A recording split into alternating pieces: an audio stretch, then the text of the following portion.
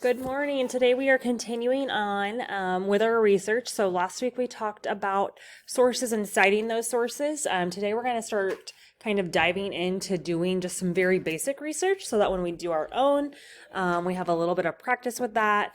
So then we can move on to that citing sources part. So for today, our objectives, we will know that sources may disagree on facts.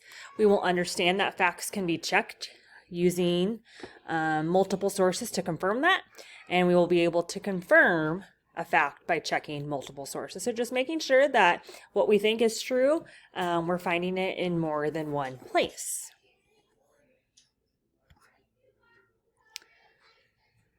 And so what I want you to just quietly think about to yourself is, has there ever been a time when you saw something online or in a book that you didn't think was true?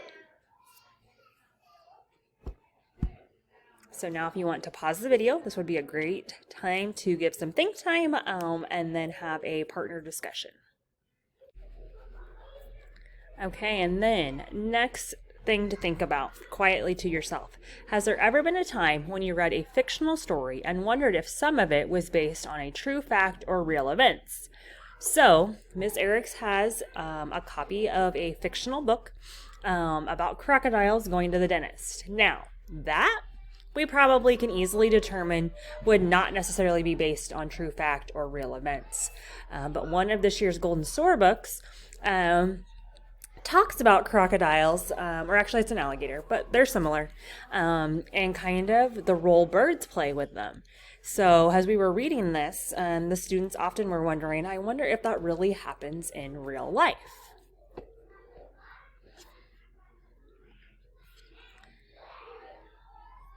And so my question to you is, I wonder if a crocodile would really let a plover bird be its toothbrush. So definitely something to ponder. So the plover is just a type of a bird. So do you believe that that would be true? So Ms. Eriks has a book there that is a nonfiction book about crocodiles. So she can take the time there to look and see if it talks about the plover bird being like a toothbrush for the crocodile. So now's another great time to pause. She'll be able to look that up for you and then lead some discussion about whether she finds that fact or not and maybe what that means. So after that class discussion, hopefully you realize why it's important to basically fact check things. Find the facts you're finding in more than one reliable place to ensure that you're giving me true and factual information. So I'm going to open up this site about crocodiles, see if we can find anything about it saying that the birds do in fact act like a toothbrush.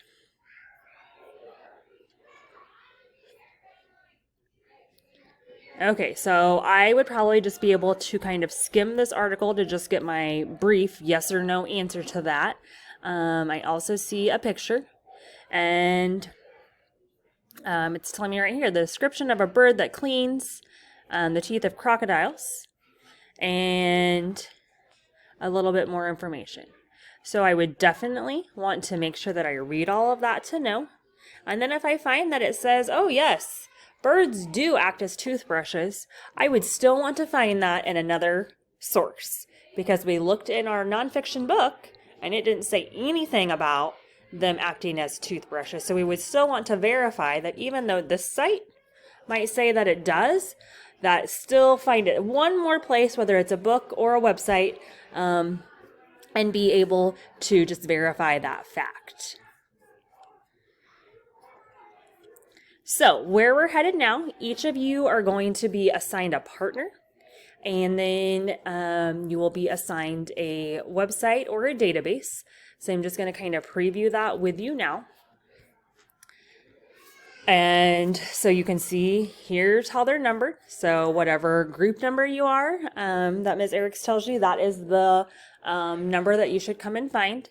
So we can see on this slide, all of the things I'm sending you to would be considered websites. If you get assigned number 6 or 7, This would be a database. And then 8 and 9 are also databases. So that's how you can determine for one of your questions if it is a website or database.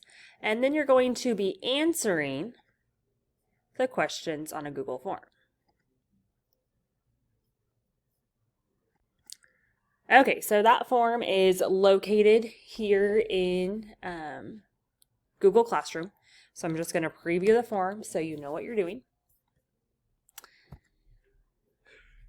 And so you will see that you have both the presentation, which you'll need so you can go to your site, and then the Google form.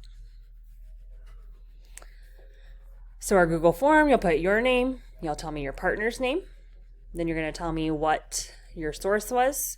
For this time, we only have website or database.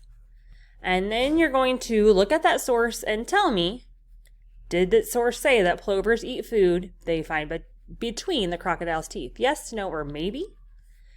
Telling me if you think you trust the source. So we talked a lot about at the beginning of the school year about what makes a reliable source. How would we know it would be good and factual information? You're going to explain why you're putting yes or no there. And then you're just going to answer this question about plovers and crocodiles, kind of your own opinion from what your source told you. And then you'll submit that when you're done.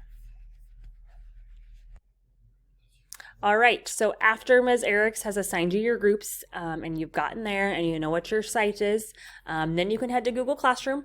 You're opening up that fact-checking crocodile one, and you'll need both the slides and the Google form to complete the assignment.